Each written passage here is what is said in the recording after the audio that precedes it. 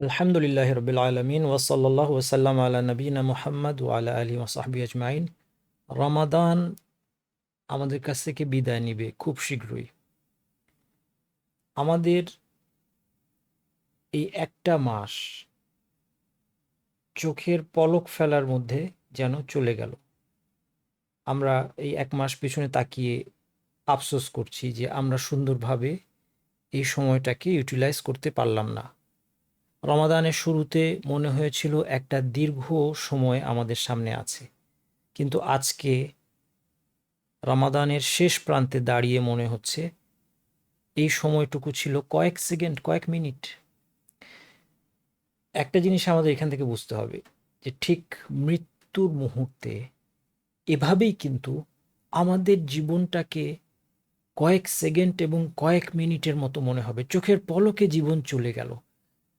আর সেই দিন কিন্তু জীবনটাকে আরো অনেক বেশি সংক্ষিপ্ত মনে হবে, কারণ এই রমাদানের শেষে এসে আমরা আরেকটা রমাদান পাওয়ার আশা করছি। যদিও আমাদের মধ্যে কিছুটা হতাশা কাজ করছে যে আমরা কাজে লাগাতে পারলাম না, কিন্তু তারপরেও আমাদের আশা আছে যে আমরা আরও বাঁচব, আমরা দীর্ঘজীবী হব, আরেকটা রমাদান পাবো। অসুবিধা কি? আমরা এই ক্ষতি ভবিষ্যতে পুষিয়ে উঠব।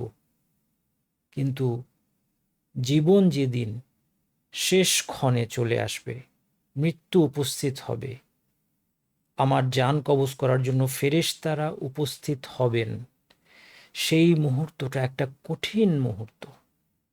সেই দিন কিন্তু আর দ্বিতীয় কোনো সুযোগ আমাকে দেয়া হবে না। সেই দিন যেন আমরা অতীতের জীবন নিয়ে আফসোস না করি। এই জন্য এই রমাদান থেকে আমাদের শিক্ষা হচ্ছে আমাদের জীবনের সময়ের নিয়ন্ত্রণ আমাদের হাতে আনতে হবে। এই জন্য আল্লাহ সুবহানাহু ওয়া তাআলা সময়ের শপথ করেছেন, ওয়াল আসর ইন্নাল ইনসানা লাফি খুসর। সময়ের শপথ করে আল্লাহ সুবহানাহু ওয়া তাআলা বলেছেন সকল মানুষ ক্ষতির মধ্যে আছে। অর্থাৎ যতক্ষণ না আমরা সময়কে কন্ট্রোলে নিতে পারছি ততক্ষণ আমরা ক্ষতিগ্রস্ত। সময়কে কন্ট্রোলে নেওয়ার মূল সূত্র তিনটা। প্রত্যেকটা মুহূর্তে আমাকে জানতে হবে আমি কি করব।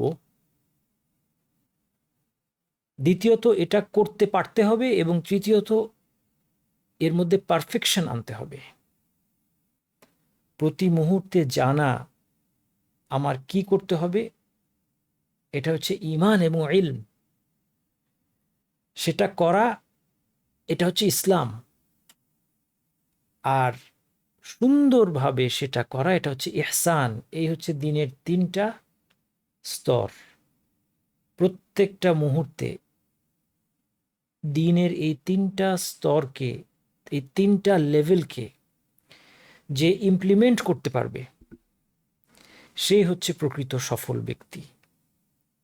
রমাদান আমাদেরকে মনে করিয়ে দিচ্ছে যে এভাবেই চোখের পলকে আমার জীবনটা চলে যাবে, আমি একটাই সুযোগ পাব। এই জন্য আসুন আমরা এখন থেকে সতর্ক হয়ে যাই এবং সময়ের পূর্ণ নিয়ন্ত্রণ আমাদের হাতে তুলে নিই। দ্বিতীয় যে বিষয়টা রমাদান উপলব্ধি, যে আমরা অনেকে আলহামদুলিল্লাহ রমাদানে কম ঘুমিয়ে, কম খেয়ে ইবাদতে কঠোর পরিশ্রম করতে পেরেছি। আমাদের অনেকের তাহাজ্জুদের অভ্যাস হয়েছে। এই শিক্ষাটাকে কিন্তু বাকি 11 মাসের মধ্যে আমাদেরকে নিয়ে যেতে হবে। রমাদান শেষ হওয়া মাত্র যদি আমার তাহাজ্জুদ বন্ধ হয়ে যায়, রমাদান শেষ হওয়ার মাত্র আমার যে অন্যান্য অভ্যাস, খাদ্যাভ্যাস, ঘুমের অভ্যাস, এই সব কিছুতে আমরা যে পরিমিত খাওয়া, ঘুমানো, এগুলো অভ্যাস করলাম, কঠোর পরিশ্রমের অভ্যাস করলাম, সেটা যদি সম্পূর্ণ বন্ধ হয়ে যায় তাহলে এই ট্রেনিং আমাদের পরিপূর্ণরূপে কাজে আসলো না। আমাদেরকে রমাদানের পরেও 100 ভাগ না হলেও 50 ভাগ, 60 ভাগ এই অভ্যাসগুলো বাকি 11 মাস ধরে কন্টিনিউ করার জন্য আপ্রাণ চেষ্টা করতে হবে। 3 নম্বর যেটা বলবো, এই রমাদানে আমাদের একটা বড় অ্যাচিভমেন্ট ছিল আমাদের সবারই, আমি মনে করি। সেটা হচ্ছে আমাদের বর্তমান সময়ের সবচেয়ে বড় যে বিপদ মুসলিম হিসেবে আমাদের জীবনে, সেই মোবাইল থেকে আমরা রমাদানে অনেকটা দূরে ছিলাম। রমাদানে মোবাইল হাতে নিয়ে ইউটিউব দেখা শুরু করা অথবা ফেসবুকে চলে যাওয়ার আগে আমরা একটু চিন্তা করেছি, একটু থমকে দাঁড়িয়েছি যে আমি কেন এই ডিভাইসটা হাতে নিচ্ছি, আমি এটা দিয়ে এখন কি করব। রমাদানের সময়গুলো বরকতময় সময়, আমার ইবাদতের সময়টা এভাবে নষ্ট করা ঠিক হবে না। এই যে অভ্যাসটা হয়েছে আমাদের, এটা অত্যন্ত জরুরি।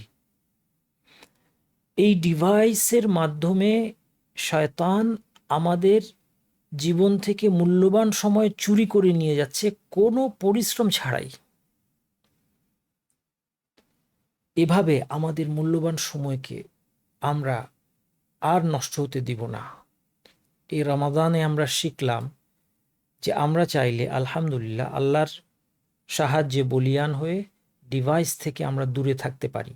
এই অভ্যাসটা আমাদেরকে বজায় রাখতে হবে।